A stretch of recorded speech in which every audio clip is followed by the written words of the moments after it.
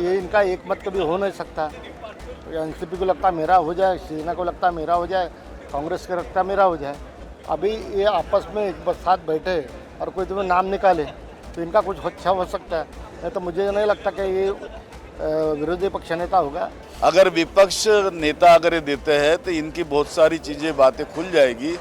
मुद्दे, बहस, तकरार और इस बीच महाराष्ट्र का शीतकालीन सत्र। महाराष्ट्र शीतकालीन सत्र की शुरुआत हो चुकी है। दूसरे दिन भी कई सारी अहम मुद्दों पर चर्चा की गई है। हालांकि इन सारी चर्चाओं में एक सवाल कई लोगों ने पूछा कि अब तक विपक्ष का कोई चेहरा, विपक्ष का नेता क्यों नहीं चुना गया? आखिर इसकी प्रोसीजर क्या होती है? इसे लेकर नियम कायदे क्या कहते हैं, जानेंगे इस वीडियो के जरिए। नमस्कार, मैं दिशा हजवार और आप देखना शुरू कर चुके हैं नव भारत लाइव। ऐसा लगता है कि विपक्ष नेता के लिए भी कुछ क्राइटेरिया होता है, कुछ सदस्य संख्या होती है, जो सदस्य संख्या किसी के पास है नहीं, और ये इनका एक मत कभी हो नहीं सकता। एनसीपी को लगता मेरा हो जाए, शिवसेना को लगता मेरा हो जाए, कांग्रेस को लगता मेरा हो जाए। अभी ये आपस में एक साथ बैठे और कोई तुम्हें नाम निकाले तो इनका कुछ अच्छा हो सकता है, नहीं तो मुझे नहीं लगता कि ये विरोधी पक्ष नेता होगा। और इनमें सभी को लगता कि मैं बनूं, ये मानसिकता इन लोगों की है। ये सिर्फ सत्ता के लिए एक साथ है, बाकी इनका कोई विषय नहीं। यह सरकार चाहती ही नहीं कि विपक्ष चाहिए उनको। बगैर विपक्ष के कैसे काम करना, उस दिशा में ये आगे बढ़ रहे हैं। अगर विपक्ष नेता अगर ये देते हैं तो इनकी बहुत सारी चीज़ें बातें खुल जाएगी। ये डर के मारे ये जाहिर नहीं कर रहे हैं। महाराष्ट्र विधानसभा शीतकालीन सत्र का आज दूसरा दिन और इस सदन में कई सारे विषयों पर चर्चा हो रही है। इस बीच चर्चा का विषय ये भी है कि विपक्ष का नेता जो है वो अब तक चुना नहीं गया है। आखिर इसकी प्रोसीजर क्या होती है, इसके लिए प्रोटोकॉल क्या होते हैं, क्या कहता है नियम कायदे, इन सारी चीज़ों के बारे में जानने के लिए हमारे साथ मौजूद है सीनियर जर्नलिस्ट विकास वैद्य जी। बहुत बहुत स्वागत है नव भारत में आपका। आपसे जानना चाहूँगी कि जिस तरीके से विपक्ष का कोई भी चेहरा, प्रमुख चेहरा, और या फिर हम कह सकते हैं विपक्ष का नेता का चुनाव नहीं हुआ, इसको लेकर भी कई सारे सवालिया निशान किए जा रहे हैं। कुछ लोगों का कहना है कि इसकी वजह से कहीं ना कहीं जो सदन की कार्रवाई है उस पर भी असर पड़ेगा। तो क्या कहता है प्रोटोकॉल और आखिर ये पूरा माजरा क्या है? नहीं, इसमें ऐसा होता है कि जो नियम बोलता है कि जो टोटल सीट्स है, टोटल जो सीट्स रहती है उसके 10%, मतलब जैसे अभी विधानसभा में 288 है, 288 के हो गए लगभग 28.8, मतलब 29 लोग इनके चाहिए। अब यहाँ पे अगर आपने देखा तो 20, 10 और 16 जो प्रमुख पक्ष है, जैसे शिवसेना हो गया, कांग्रेस हो गया और राष्ट्रवादी हो गया, तो उनके किसी की भी 29 का नंबर आता नहीं। अब ये ऐसा है कि फिर ऐसा बताया गया है कि ग्रुप मिलके करेंगे। अब ग्रुप मिलके करने में कुछ लीगल ओपिनियन की भी ज़रूरत है। ऐसे एक बहुत पहले हुआ था, मृणाल गोरे करके जो है वो अपोजिशन की लीडर बनी थी, उन्होंने एक ग्रुप फॉर्म किया 3-4 पार्टीज़ का मिलकर। तो अभी क्या हुआ कि वैसी स्थिति विधान परिषद में भी है। अभी विधान परिषद के अंबादास दानवे जी का उनका टेन्योर ख़त्म हो गया, जो शिवसेना के थे, और उसमें कांग्रेस ने सतेज पाटिल का नाम दिया है। अब क्या होता है कि पार्टीज में भी जो है उनके इसमें भी चल रहा है कि हमारा भी कैंडिडेट होना चाहिए, पहले शिवसेना का था। अभी यहाँ पर विधानसभा में भास्कर जाधव का प्रस्ताव दिया है। अब अपोजिशन का कहना ऐसा है कि वो पूरा ग्रुप मिलके है, तो आप ग्रुप मिलके उसको करिए। अब ग्रुप मिलके ग्रुप एक पार्टी नहीं होती है, पार्टी कभी भी एक चाहिए। जैसे अपन सिंगल लार्जेस्ट पार्टी बोलो तो एक पार्टी आएगी, तो उसमें थोड़ा सा लीगल ये ओपिनियन चल रहा है।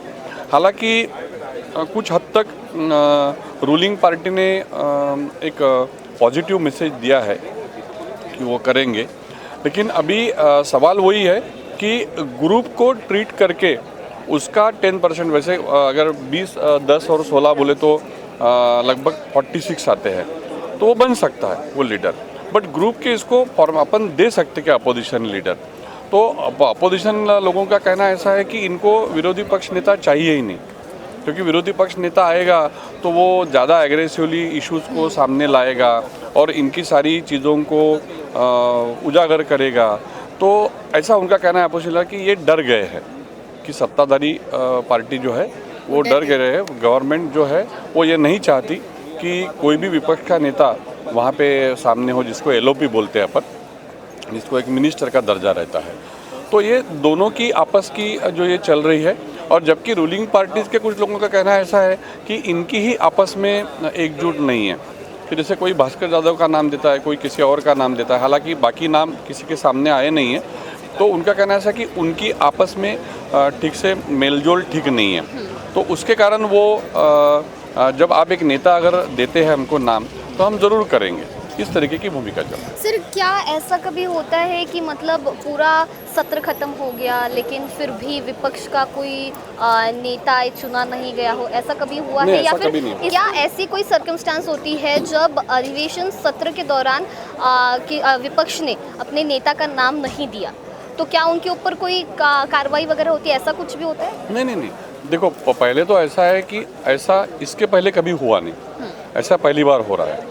दूसरी बात यह है कि उस दिन राम शिंदे जो है, जो चेयरमैन हैं काउंसिल के, तो उन्होंने ऐसा बोला कि जो 1947 से लेकर अब तक तो उसकी कोई प्रथा जो चलती है, तो हर प्रथा को हमने कंटिन्यू करना चाहिए क्या, क्योंकि पहले ऐसा रहता था कि समझो स्पीकर है, स्पीकर जैसे असेंबली का स्पीकर रहता, काउंसिल का चेयरमैन रहता, वहाँ का डिप्टी चेयरमैन, तो चेयरमैन और स्पीकर ये रूलिंग पार्टी के रहेंगे, और जो तुम्हारा डिप्टी चेयरपर्सन और डिप्टी स्पीकर ये अपोजिशन पार्टी के रहेंगे। तो वो तो ख़त्म हो गया, वो तो अभी वैसा चल नहीं रहा है। हाँ, तो कोई भी उनका ऐसा कहना है, कोई भी प्रथा या परंपरा जो है वो कंटिन्यू करनी चाहिए कि नहीं, बट विरोधी पक्ष नेता चाहिए, ये हमारी भूमिका है, ऐसा सत्ताधारी पार्टी का कहना है। तो इसका ऐसा कानून या ऐसा कुछ उसमें गुनाह दाखिल होना वगैरह ऐसी बात होती नहीं है, क्योंकि एक तो पहले ऐसी सिचुएशन आई नहीं है, और उनके तरफ से अगर नाम आता है तो उसकी एक प्रक्रिया होती है, जिससे नाम आने के बाद में उसको सारे पार्टी के सामने रखा जाएगा और फिर उसकी चयन होगा, और वो पूरा अधिकार जैसे देवेंद्र फडणवीस जी ने भी कहा कि वो स्पीकर और चेयरमैन इन दोनों के अधिकार है, उन दोनों के अधिकार क्षेत्र है, वो कर सकते हैं जब भी करना है। बहुत बहुत शुक्रिया सर, जिस तरीके से आपने बताया इस पूरी प्रोसीजर के बारे में और ये जो सारी जानकारी, क्योंकि कहीं ना कहीं लोगों को नियम कायदे जो होते हैं वही नहीं पता होते और उसके बाद उन चीज़ों को लेकर बवाल होता है अक्सर। बहुत बहुत शुक्रिया। एक और सत्ता पक्ष का कहना है कि विपक्ष के पास कोई प्रोमिनेंट फेस ही नहीं है जो वो लीड कर पाए, वही विपक्ष का कहना है कि सरकार विपक्ष के किसी नेता को आगे आने ही नहीं देना चाहती। ऐसे में पेच वही फंसा है कि विपक्ष का नेता आखिर कौन होगा। इस बारे में आपकी क्या राय है, हमें कमेंट सेक्शन में ज़रूर बताइए। वीडियो पसंद आया होगा तो इसे लाइक और शेयर करना ना भूलें, और ऐसे ही तमाम अपडेट से जुड़े रहने के लिए बने रहे नव भारत लाइव के साथ।